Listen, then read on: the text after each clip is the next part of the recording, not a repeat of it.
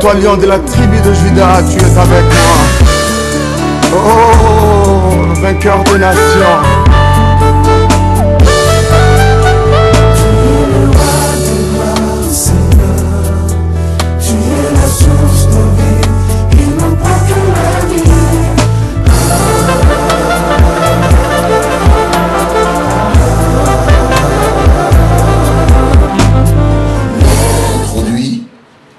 Ce message où je parle du mariage des ténèbres. Le mariage des ténèbres. Comment briser le mariage des ténèbres. Ça c'est le volume 2. Et par la grâce du Seigneur, j'espère que j'aurai un peu de temps ici pour donner la pensée que le Seigneur a déposée dans mon cœur ce soir. Concernant le mariage des ténèbres, ça c'est le volume 2. Et le Seigneur permettra, nous reviendrons, nous parlerons des outils que les hommes de nuit et les femmes de nuit utilisent souvent. Mais aujourd'hui, je vais juste parler un tout petit peu de comment ils entrent, qui sont-ils et comment ils possèdent leurs conséquences. J'espère que j'aurai un peu de temps ici. Nous lisons Genèse, n'est-ce pas, 6, à partir du premier verset, à haute voix, ready, go. Lorsque les hommes eurent commencé à se multiplier sur la surface de la terre et que les filles leur furent nées, les fils de Dieu virent que les filles des hommes étaient belles et ils en prirent pour femmes parmi toutes celles qu'ils choisirent. Alors l'Éternel dit, mon esprit ne restera pas à toujours dans l'homme, car l'homme n'est que chair. Et ces jours seront des 120 ans. Verset 4. Les géants étaient sur la surface de la terre, ils eurent donné des enfants. Ce sont ces héros qui furent fanés dans l'Antiquité. L'Éternel vit que la méchanceté des hommes était grande sur la terre et que toutes les... Je dis Amen. Alors nous parlons afin de briser et de détruire ces mariages spirituels qui détruisent nos vies, qui détruisent nos foyers, qui détruisent nos mariages et qui détruisent même la société d'aujourd'hui. Donc je ne peux pas, à cause du temps, je ne saurais pas revenir à ce que j'avais dit lors de mon introduction, d'où je vais t'encourager à vraiment prendre le volume 1, comme ça tu pourras faire vraiment une bonne file d'idées pour que nous puissions réellement saisir ce que le Seigneur est en train de faire ici. Alors dans les textes que nous avons lus ensemble, on dit que les fils de Dieu descendirent. Ils ont regardé les filles de la terre, ils ont regardé les sœurs, les filles, les femmes sur la surface de la terre. Et ces fils de Dieu, suivez-moi bien, ont envié, ils ont aimé les filles qui ont été nées aux hommes. Et finalement, ils vont descendre. C'est un phénomène bizarre, mais un phénomène spirituel, un phénomène démoniaque et un phénomène sorcellérique. Ces fils de Dieu vont descendre sur la terre et ils vont prendre les filles et les femmes, ils vont le prendre et celles-ci vont devenir leurs femmes. Et ils vont avoir des enfants avec qui vont sortir de ces relations, et ces enfants seront des géants, ces enfants seront comme des monstres sur la terre, conçus dans le péché, conçus dans le mal, et ils ne reproduisaient que les mâles, et le mal a envahi tellement la terre que le Seigneur finalement a décidé de détruire la terre. Le Fils de Dieu.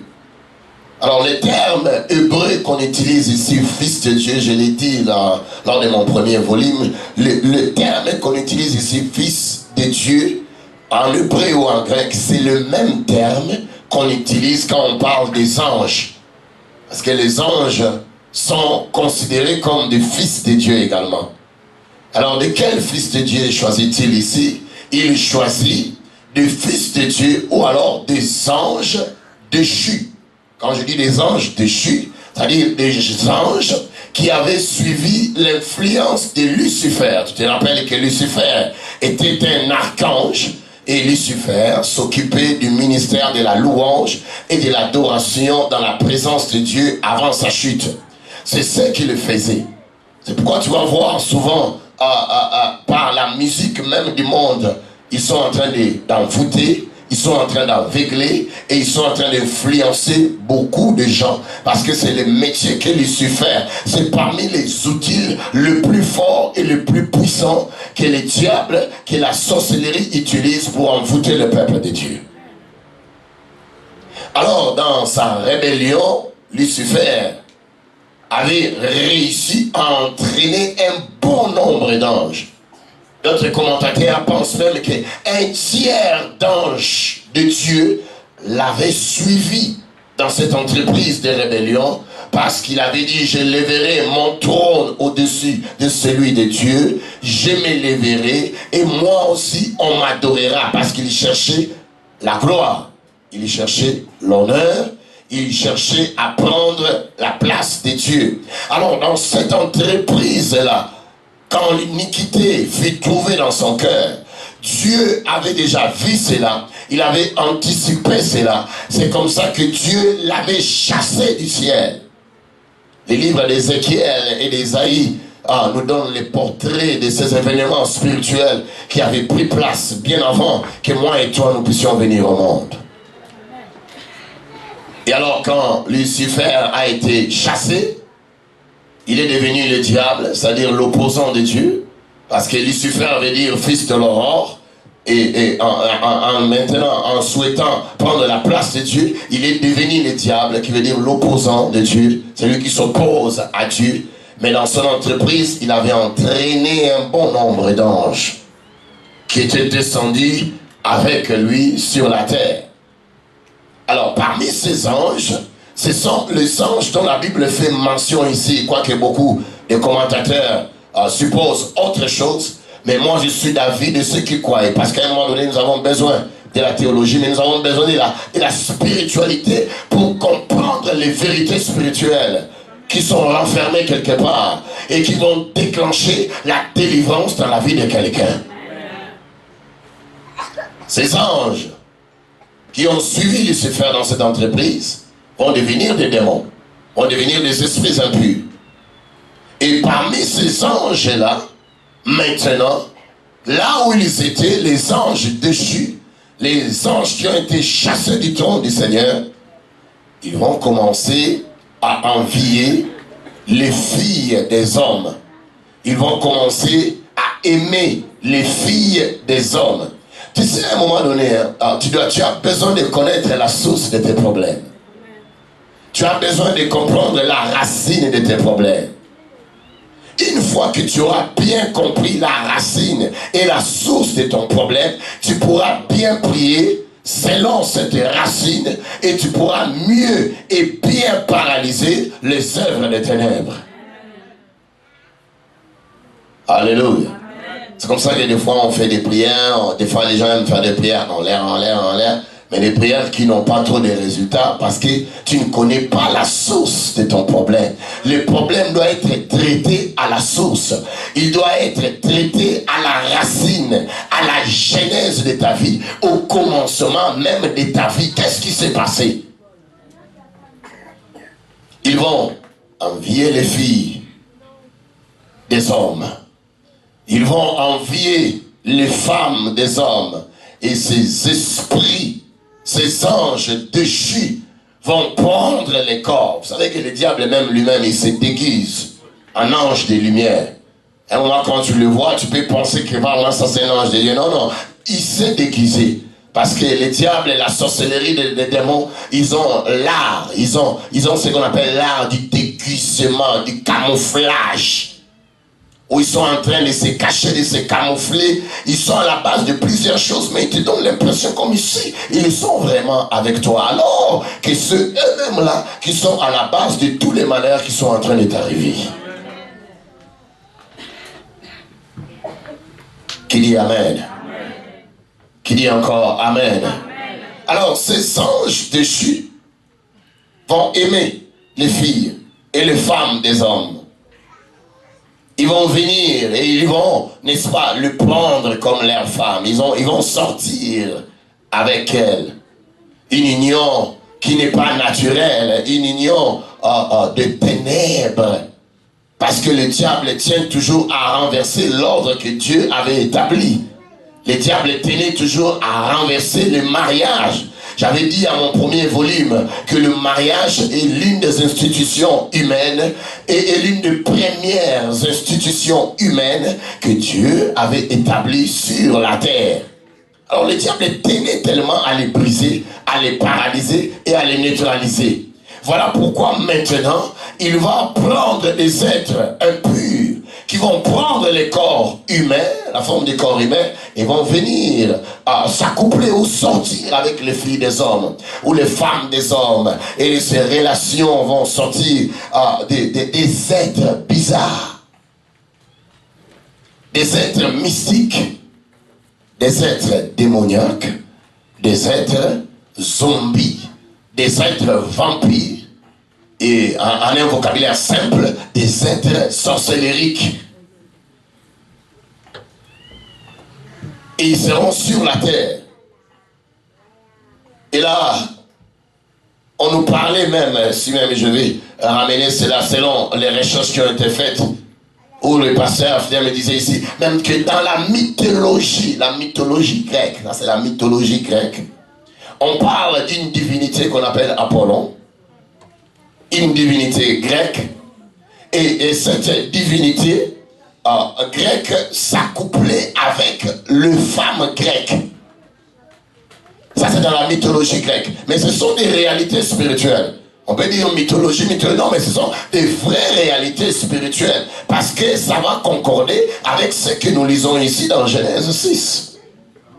Et dans cette même mythologie grecque, pour ceux qui ont fait la philosophie, j'en ai fait un peu.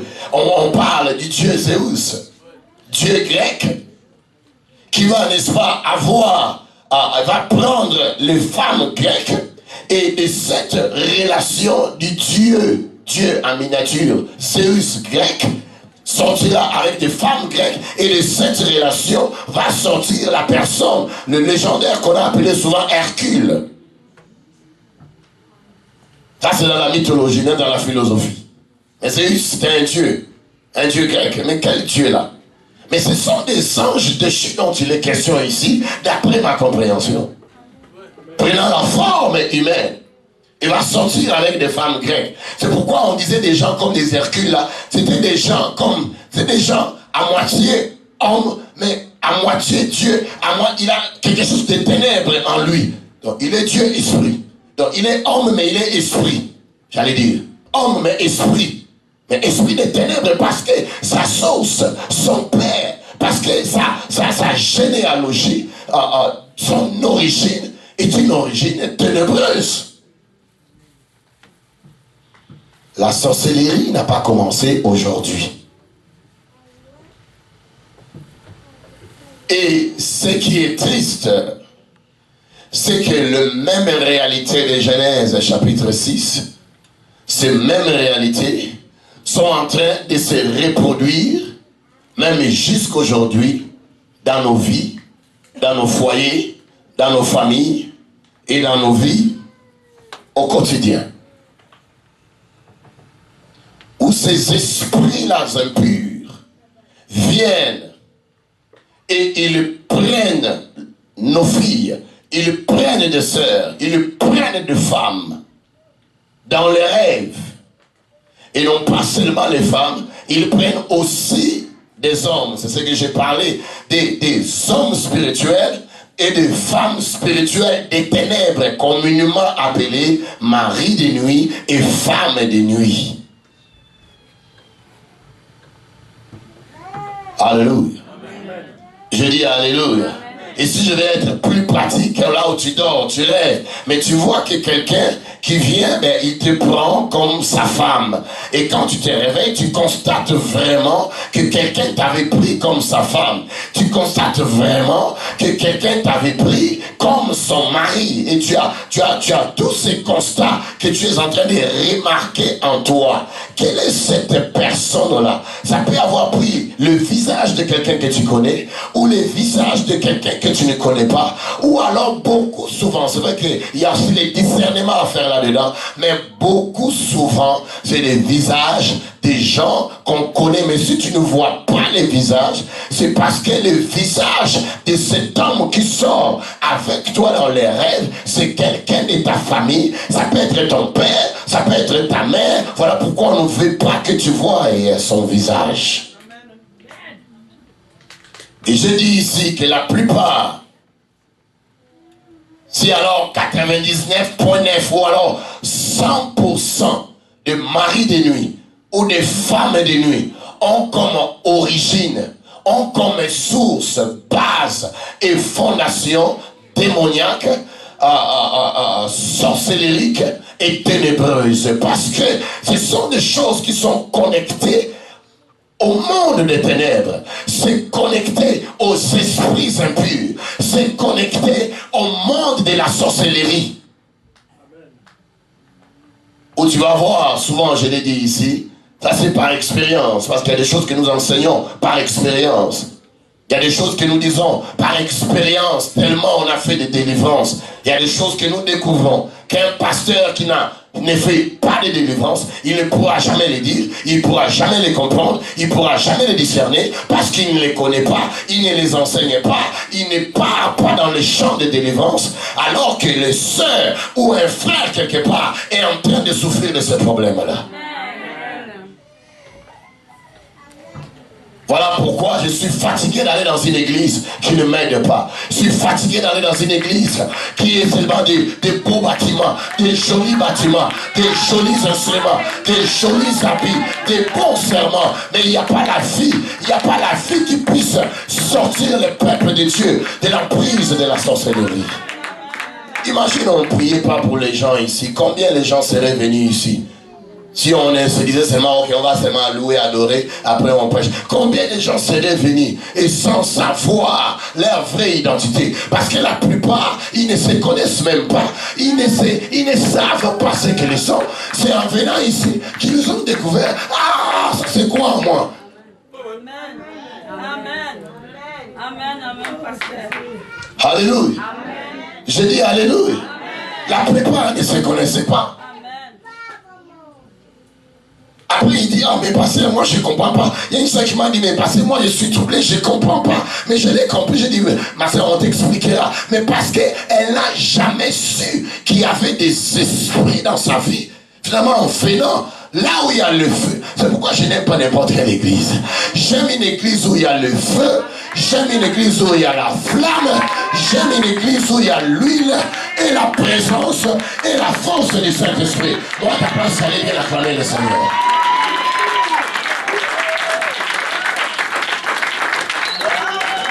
Parce que le boa, le cobra, la sorcellerie n'aura pas le choix que de manifester sa vraie nature. Ah, j'étais ici, et tu le vois là vraiment serpent. Alléluia. Oh, ce soir et pendant cette retraite, tout serpent de la sorcellerie, serpent de mari de nuit, serpent de femme de nuit, serpent de la rose de croix, serpent de l'occultisme, je libère le feu du Saint-Esprit. Au nom de Jésus-Christ de Nazareth. Alléluia. Et ça, c'est des prières à faire. Des prières à faire. Et moi, je l'ai même dit à ma femme, je dis, on ne prie plus, on ne prie pas n'importe comment. Nous faisons des prières où il y a targeting the forces of the enemy.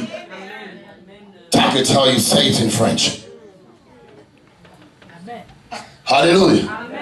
Je dis Alléluia. Donc, nous traquons les forces des ténèbres. Et les gens pensent que c'est seulement pour eux. Non, non, non, non. Même nous-mêmes, nous en avons besoin.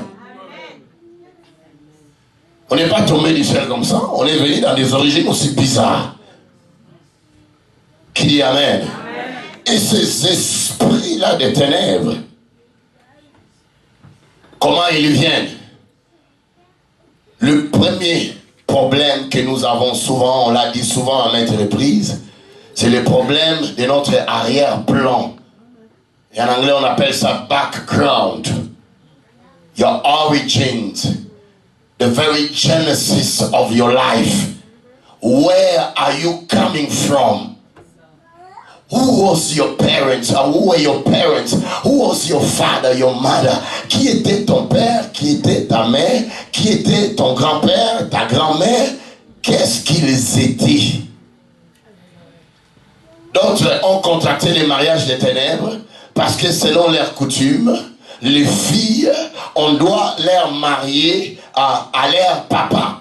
Donc ce sont des rituels, ce sont des cérémonies traditionnelles, tribales, qui doivent prendre place à un certain âge. Quand la fille grandit, on fait une cérémonie, et dans cette cérémonie-là, la fille, n'est-ce pas, est donnée à son père. C'est comme une blague, c'est comme un jeu, mais tu vas remarquer que dans cette cérémonie, les anciens, les notables des villages de ton pays, ou de ta patrie, ou de ta famille, les anciens, les oncles, la plupart ils seront là. Pourquoi ils vont venir ce jour-là? Ils vont dire une fête, mais ils viennent pour attester, ils viennent pour confirmer la célébration de ces mariages-là des ténèbres. Et c'est vraiment une cérémonie. Après, les papas dansent comme une blague, la fille aussi danse, la fille aussi sert son père.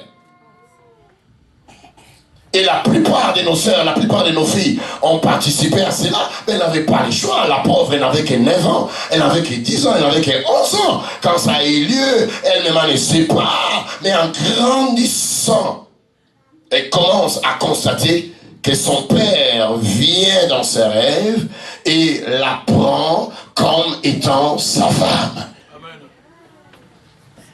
L'arrière-plan. L'arrière-plan. Et dans d'autres tribus, dans certaines tribus, les enfants, on les donne à des oncles.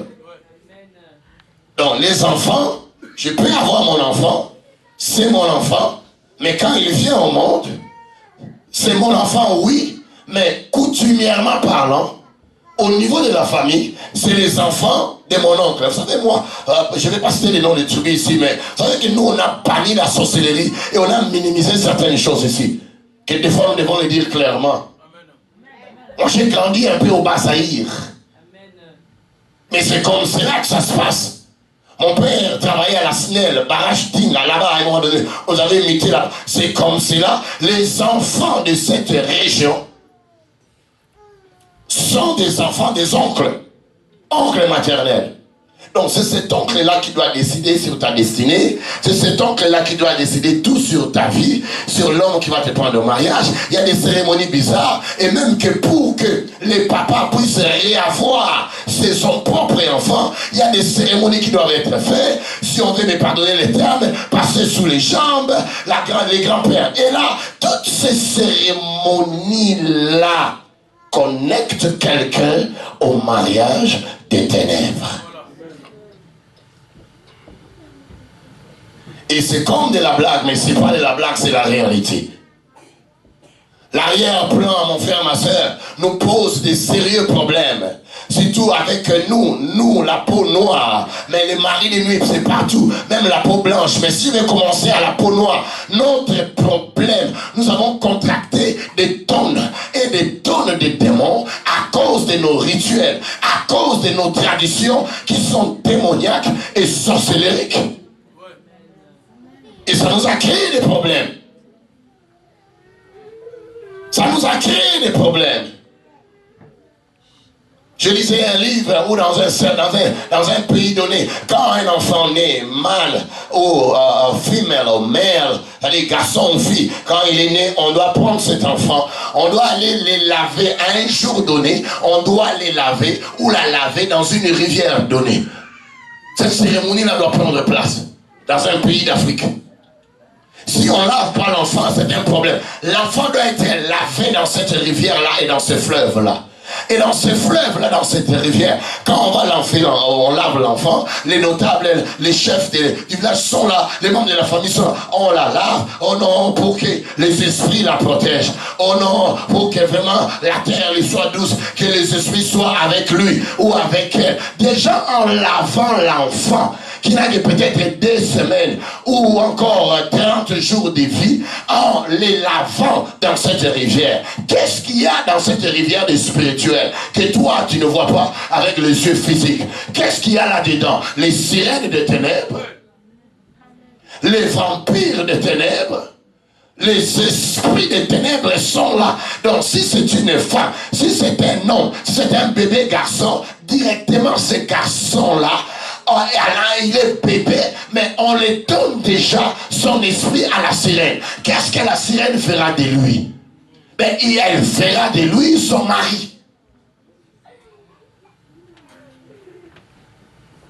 C'est pourquoi lors des délivrances que nous faisons à gauche, à droite, et des fois on entend des choses qui nous enseignent aussi, et qui sont aussi vraies après qu'on ait discerné cela.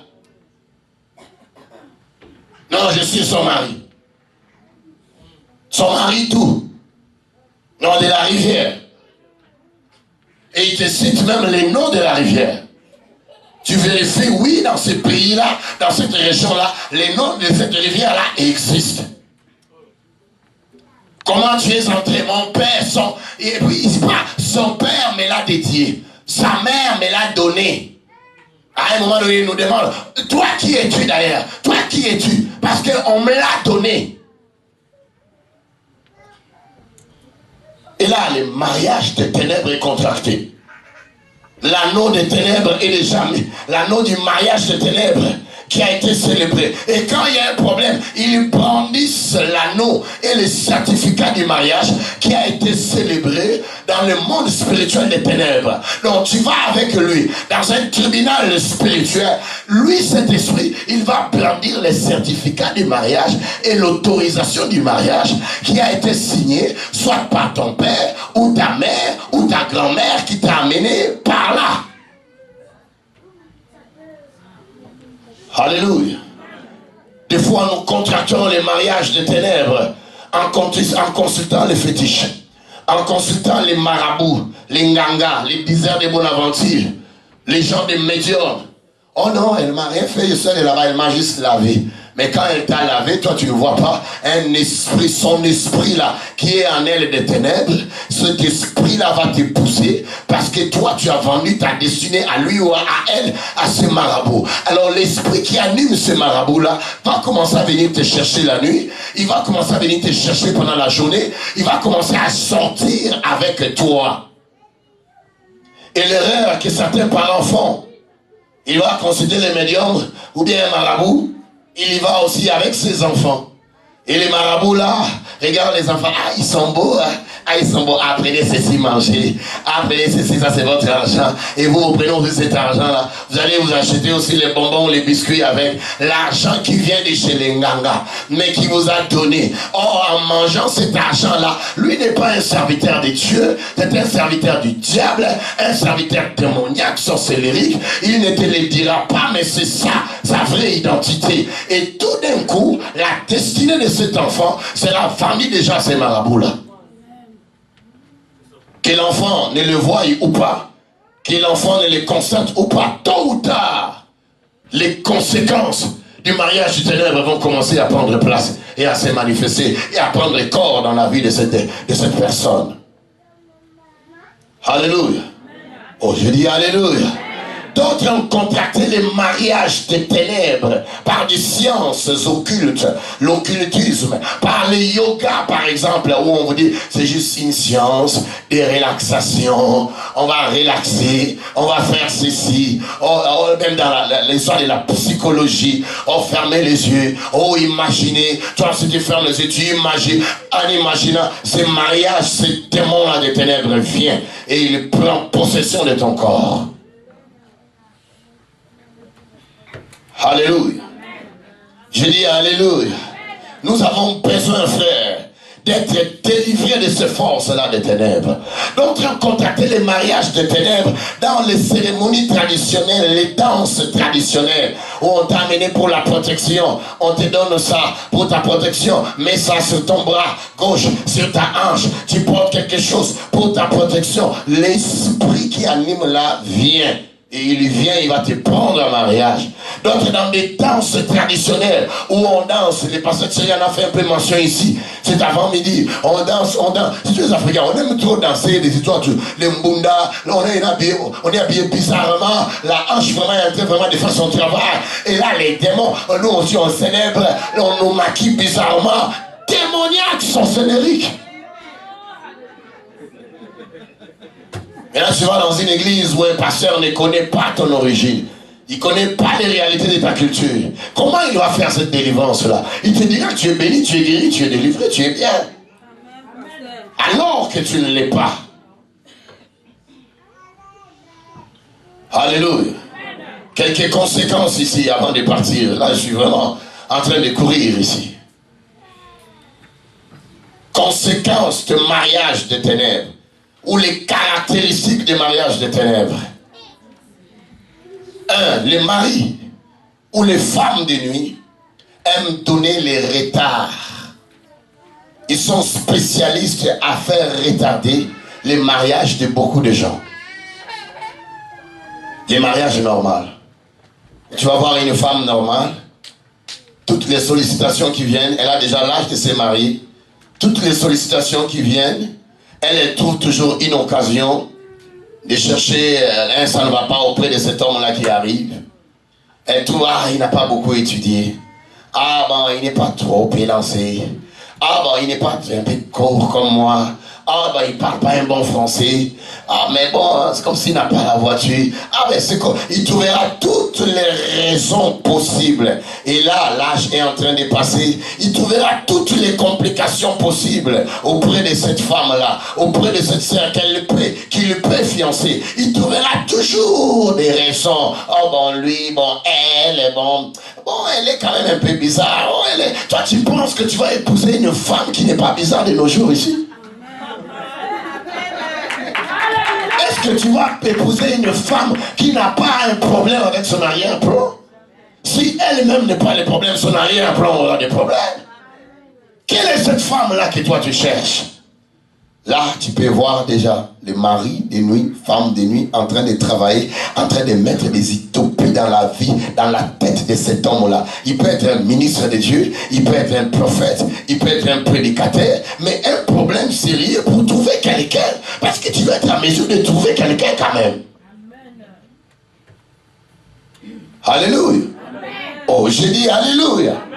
Et le mari de nuit te fait retarder le temps. On a retardé le temps à quelqu'un comme ça, 20 ans, avec une prophétie bizarre, avec un trop de complexe de supériorité ou d'infériorité, tellement la sœur est tellement spéciale, tellement elle est spéciale, alors le prophète là a trouvé qu'elle, son mariage, ça sera avec elle. Et 3 ans, les blancs. Mais les hommes viennent toujours, les hommes viennent quand même. C'est quoi un peu, quel blanc là, il ne vient pas. Sur la terre, nous sommes des passagers. Les nombres de nos jours sont comptés. Il y a des choses que tu dois avoir à un certain âge. Et à un certain âge, si tu ne les as pas, tu ne les auras plus jamais. Et on cherchera des prières. Je serai toujours disposé. Mais c'est pour cela qu'on enseigne quand même que nos yeux spirituels s'ouvrent. Que nos oreilles spirituelles s'ouvrent. Elle appelle une prophétesse comme ça. Qui m'ont salé, cette femme laisse pas les yeux comme ça. Maman, tu es dans un mariage de ténèbres. Non, moi je ne peux pas, je suis serviteur de Dieu, je sers Dieu. Maman, tu es servant de ténèbres. Comme nous aimons les prophéties qui nous plaisent, maman, ton oncle, on t'a donné à ton oncle, il t'a épousé dans le monde des ténèbres. Ce mariage des ténèbres doit d'abord être brisé pour que tu puisses te marier normalement. On a mis en toi un esprit de nom. Elle recule.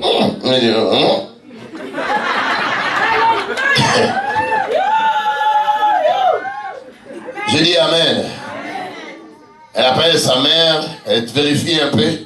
Sa mère lui dira, oui, ben effectivement, je ne sais pas quelle est cette prophétesse-là qui t'a dit quoi, mais effectivement, ton oncle est en train de dire ici, au pays là où nous sommes ici, en train de dire que toi là, tu es là-bas où tu es, on verra si tu te marieras. Parce que dans le mariage, dans le monde des ténèbres, on nous l'avait déjà donné depuis son enfance. Mariage des ténèbres. Retarder la vie. Et quand est-ce qu'ils vont te laisser? Tu commences à avoir 40 ans, 42 ans, là, ah ok, ça va, on te laisse. Ils savent déjà que là, les problèmes, l'horloge biologique va te rattraper. Des problèmes pour que l'enfant se forme. Là, ils ont déjà semé des fibromes, des kystes, trop des ténèbres et des maladies bizarres en toi. Et là, peut-être qu'ils te libèrent. Si aussi, il y a beaucoup de prières sur toi. Sinon, ils vont toujours rester là. Après, before you know it, you get up. Oh, ma vie est finie. Ah là là là là. J'étais où? Peut-être dans une église, mais une église froide, où on nous parle. C'est pourquoi beaucoup d'églises ont retardé les vies des gens. Je suivais un prédicateur qui criait, il a crié, on sait très bien. Mais papa, quand tu cries comme ça, il faut que tu saches aussi les domaines de la délivrance. Sinon, tu vas faire retarder les gens, leur vie inutilement. Oui, c'est l'abattoir.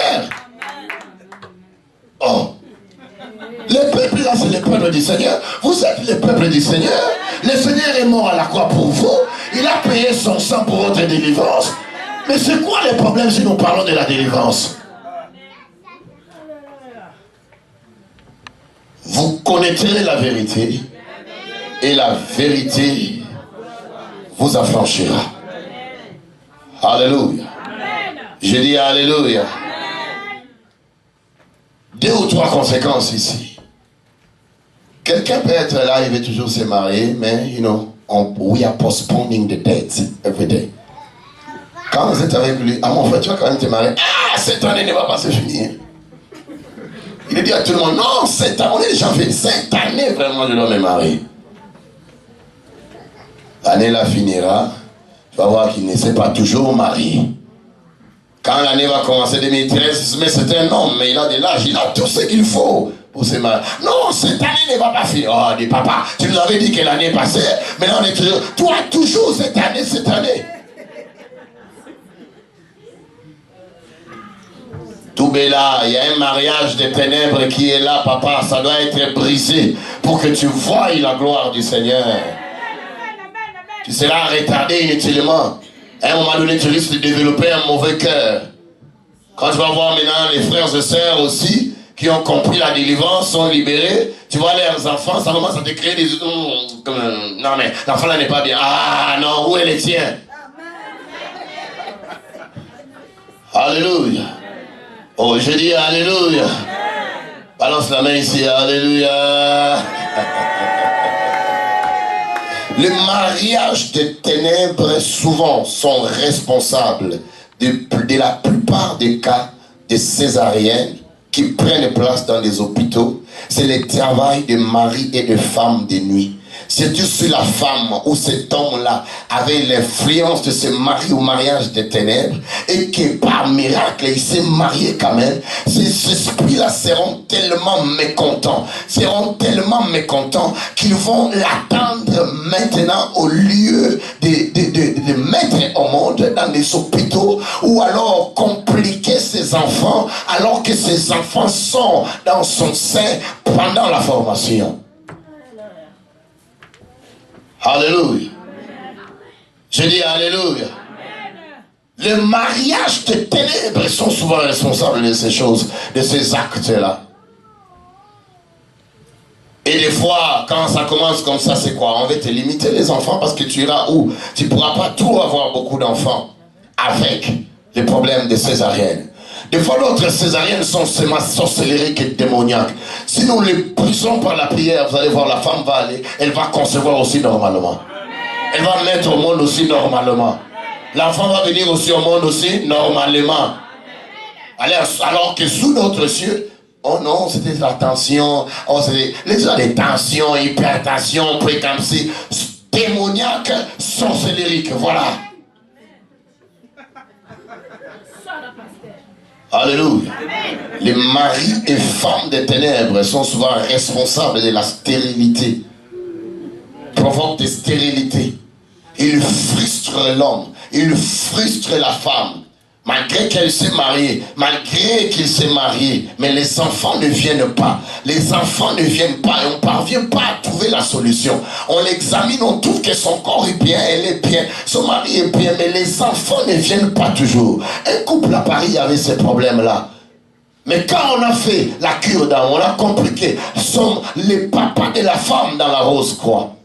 Et quand j'ai entendu Rose, quand j'ai dit maman, qu'est-ce qu'il y a avec ton papa? Parce que moi j'entends Rose quoi. La fille a commencé à pleurer. Oui, c'est vrai, mon père est dans la rose, quoi. Là, je lui ai dit par expérience, pas que Dieu m'a dit. Je lui ai dit par expérience, mais ton père, là, il est aussi ton mari. Il a commencé à pleurer. Mais je vois papa chaque jour dans mes rêves. J'ai dit, qu'est-ce qu'il fait dans tes rêves? Oh, il me prend comme sa femme. J'ai dit, voilà. Mais elle était dans une église. Pendant longtemps ou 10 ans en train de chanter, elle chante très bien, avec une voix angélique. Elle aime le Seigneur, mais son pasteur ne sait pas les réalités de la délivrance. J'ai dit, maman, on va commencer la délivrance là, maintenant, ici, au salon, chez toi. Parce que ça faisait des jeux. Maintenant, oh, les problèmes, c'est l'homme. Ah, c'est plus l'homme, les problèmes. Le mois prochain, ils vont aller voir les médecins. Oh, les problèmes, c'est la femme. Ah non, les mois qui viendront, non, ce n'est plus la femme. Ah, les problèmes, c'est l'homme. Donc, ça leur faisait comme ça, tennis.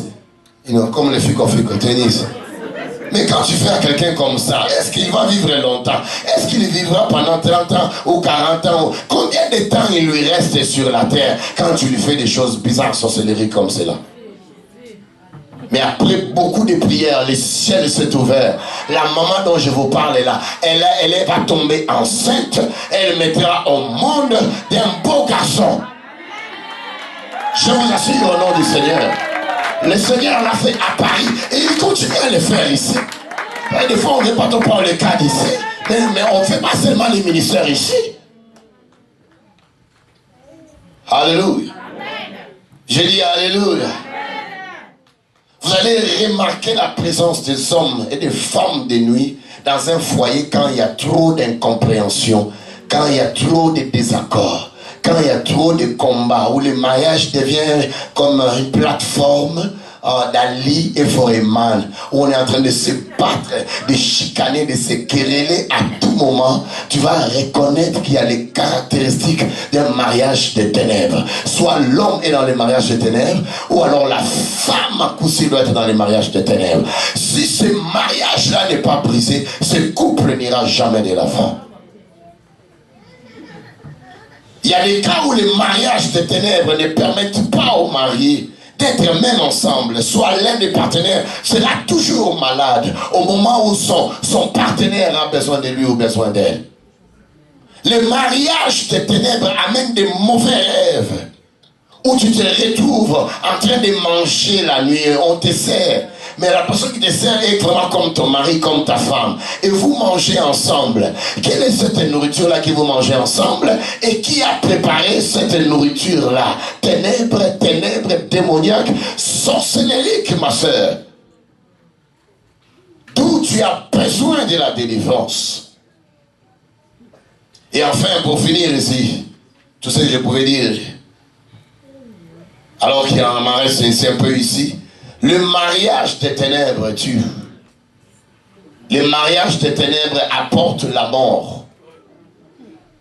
Si la femme n'est pas délivrée de cela, si l'homme n'est pas délivré de cela, cet esprit-là en toi sera responsable de beaucoup de douleurs et de beaucoup de peines et beaucoup de souffrances.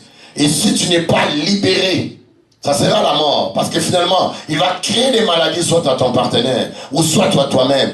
Des maladies compliquées qu'on ne trouve pas de solution. Des maladies où les médecins regardent comme ça et se disent, ah, mais vraiment, nous-mêmes ici au Canada, on ne sait pas que ça c'est quoi ça. Mais la source de cette maladie est démoniaque et sorcellerique. Amen. Voilà, que le Seigneur vous bénisse.